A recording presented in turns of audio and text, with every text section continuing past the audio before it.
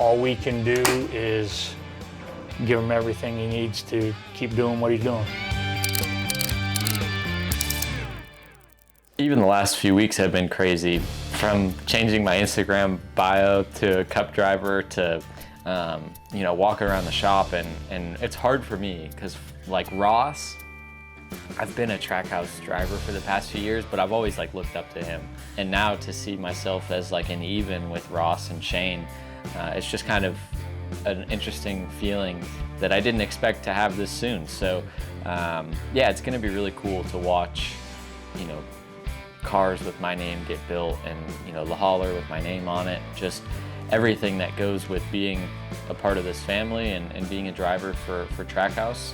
I'm really excited to just experience all those emotions and get to feel what it's like to race at the highest level of our sport.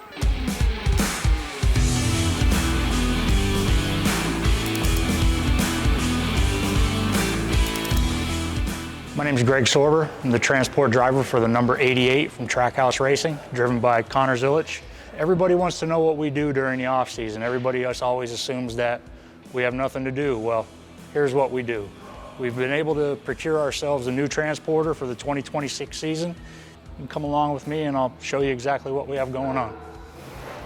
So as you can see behind me, it's not real pretty now, but there's a lot that goes into rebranding these trailers before they're ready for you to see them at the racetrack.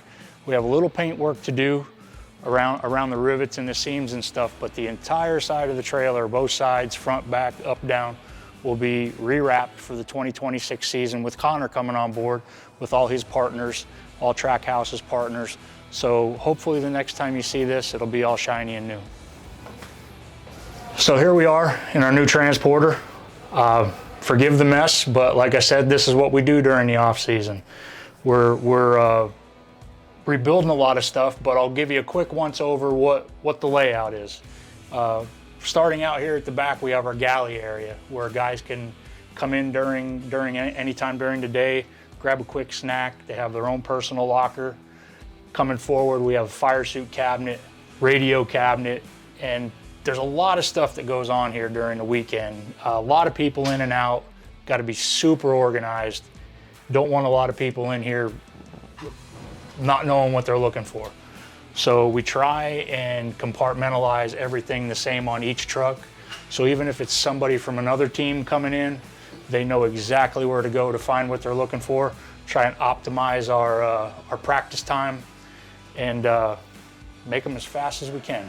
And at the front end of the trailer, this is the shocks and springs end of the trailer. It's where all the go fast bits are for the shocks and springs.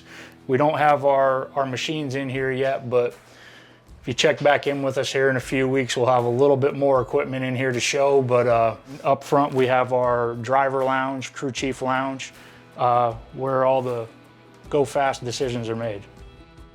Now, up here is the upper deck of the trailer. A lot of people don't realize, people that aren't familiar with the sport, but the cars ride upstairs. All of our equipment's downstairs, cars ride upstairs. Backup car would be here in front of me. The primary race car would be towards the back. And then we have some ladders and TV monitors for the observation deck that go up on the roof. And any other thing we need to find a home for. I have to have done what I want to get done by December 19th. So I have 3 solid weeks on it. Should be able to get the brunt of it knocked out, because then it goes for its suspension service, its yearly stuff that needs to be done to make sure we don't have any issues during the year. And then as soon as it's done with that, it comes back for the wrap. So hopefully in 3 weeks' time, I have everything I need to get done so the other people can do what they know how to do.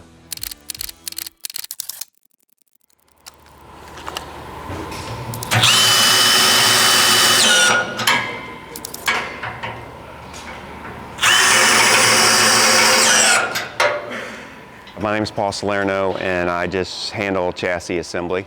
First thing I would have done was just prep the chassis so that I didn't have to work around the front and the rear clip. So studs in and out, and jack posts, and holes in firewalls, and stuff like that.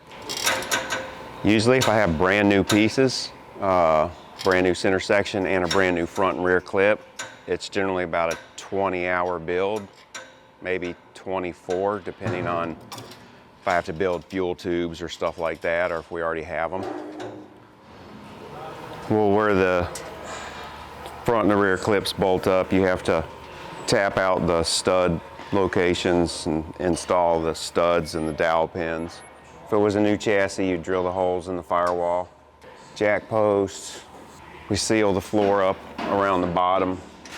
We got bolts that go in the rub block mounts. Make sure the lead caps fit, which they usually never do. I got to tap out the Earnhardt bar. There's all the foil that's got to go on the firewall and the rails and the tunnel.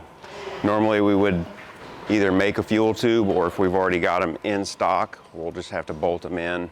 There's a new aluminum panel that's got to go on the front firewall. We're still working through that.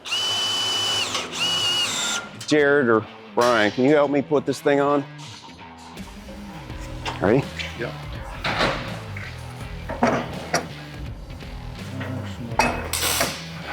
Thank you. For me, what I have to do to put a car together, it's the same, pretty much. We only get 7 cars a team. Each car has to go wherever to fit in the schedule. There may be some little things in the past, aero-wise, like with the roof flaps or something they had to do for a speedway car, but as far as the chassis goes, they're pretty much all the same. I did the first year of the truck series in '95, and then I went to Yates on the '88 car in '96. Kind of ironic that number's come back to me. Yeah, I'll be in the shop a lot. I feel like it's important to be here. You know, I obviously got to make sure that everything fits well inside the car and that I'm comfortable. And obviously, we're still a few weeks away from when things really start to get busy in the shop. But I feel like for me, I'll be here a lot, checking in on what's going on, and just I want to have a good understanding of our processes as a team and what it, you know, what the process of bringing a car to the track is like. Because, you know, for me, it's a new team and new people and new organization. There's a lot of new things for me, and I want to understand what's going on as soon as possible.